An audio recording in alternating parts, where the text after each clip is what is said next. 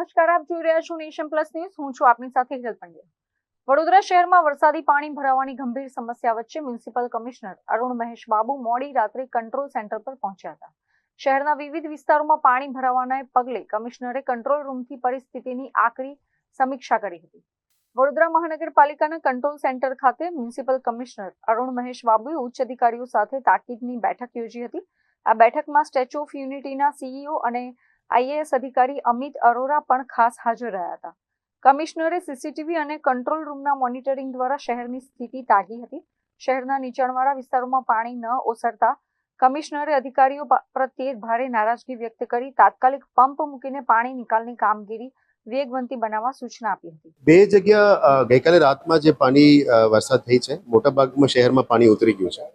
એક માંડવી વિસ્તાર છે, જે દરવાજા વિસ્તાર જે કહેવાય, એમાં દર વખતે પરમનન્ટલી પાણી ભરાવતું હોય છે. એના પરમનન્ટ સોલ્યુશન માટે અમે અત્યારે ગાંધીનગરની આજુબાજુ સીવર રિહેબિલિટેશન વર્ક ચાલુ કર્યું છે. એ ઓગસ્ટ મહિના પછી ફરી શરૂ કરીશું. એટલે આ લગભગ 1400 મકાનો આ બાજુ વિસ્તારમાં છે. એ વિસ્તારમાં કાયમી પાણી ભરાવાનું વોર્ડ નંબર 13 અને 14માં રજૂઆતો છે. એના માટે પરમનન્ટ સોલ્યુશન કરવું પડે. આ સિવાય ગઈકાલની વરસાદમાં ભીલબાયલી વિસ્તારમાં થોડું વરસાદ થઈ છે અને પાણી ભરાવાનો ઇસ્યુ હતો, અને અમે પણ રાતે ગયા હતા અને સવારે ડેપ્યુટી કમિશનરની ટીમ પણ ફિલ્ડમાં છે. અત્યારે 4 ઝોન પ્લસ સેન્ટ્રલ ઝોનમાં 5 ડીએમસીઝ અત્યારે ફિલ્ડમાં છે. એન્જિનિયર્સ, ડેપ્ટી એન્જિનિયર્સ તમામ લોકો ફિલ્ડમાં છે. મોટાભાગમાં આપણે પાણીની નિકાલ કરવા માટે ટીમ્સ કાર્યરત કરી રહ્યા છે.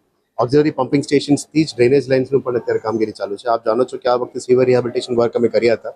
લગભગ 50 જગ્યામાં કામગીરી કરનારથી જ આ પાણી બધું નીકળ્યું છે. હવે 1-2 જગ્યા એવા છે કે જેમાં ભીલબાયલી વિસ્તારમાં હજી કામ નવું કામ કરવાની બાકી છે. પોસ્ટ મોન્સૂન અમે કરીશું, ત્યાં પણ રોડ બનાવવાની અથવા સીવર વર્ક્સ પણ કરવાની બાકી છે, એ પણ કરીશું. પણ અત્યારે કેવું કંઈ ભયજનક સ્થિતિ નથી. ફક્ત ભીલબાયલી વિસ્તારમાં 14 લોકોને અમે એક શેલ્ટર હોમમાં શિફ્ટ કર્યા છે.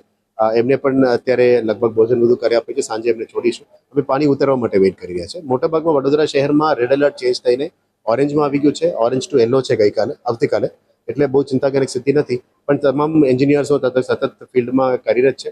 અમે આજવા રિઝર્વાયર, તમામ પ્રતાપપુરા રિઝર્વાયર અને બ્રિજેસની લેવલનું પણ મોનિટરિંગ કરી રહ્યા છે. ફિલ્ડમાં ટીમ એક્ટિવ છે. અત્રે ઉલ્લેખનીય છે કે વડોદરાની જીવાદોરી સમાન વિશ્વામિત્રી નદીના જળસ્તર પર તંત્ર દ્વારા સતત અને 24 કલાક બારીક નજર રાખવામાં આવી રહી છે. પાલિકા તંત્રના જણાવ્યા મુજબ હાલ પૂરનો કોઈ તાત્કાલિક ખતરો નથી, છતાં ચોમાસાની આફતે પહોંચી વળવા માટે શહેરના તમામ વિભાગો, ફાયર બ્રિગેડ અને ડિઝાસ્ટર મેનેજમેન્ટ ટીમોને પણ સંપૂર્ણ સજ્જ અને હાઈ એલર્ટ મોડ પર રાખવામાં આવ્યા છે.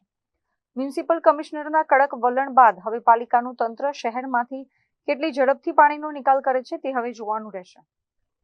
કેમેરામેન નવનીત પરમાર સાથે Chirag Patel, nation plus news, Vadodara. સમાચારોના સતત અપડેટ મેળવવા માટે અમારી નેશન પ્લસ ન્યૂઝની યુટ્યુબ ચેનલને સબસ્ક્રાઇબ કરો, બેલ આઇકન દબાવો અને જોડાયેલા રહો ફેસબુક, ઇન્સ્ટાગ્રામ અને ટ્વિટર પર.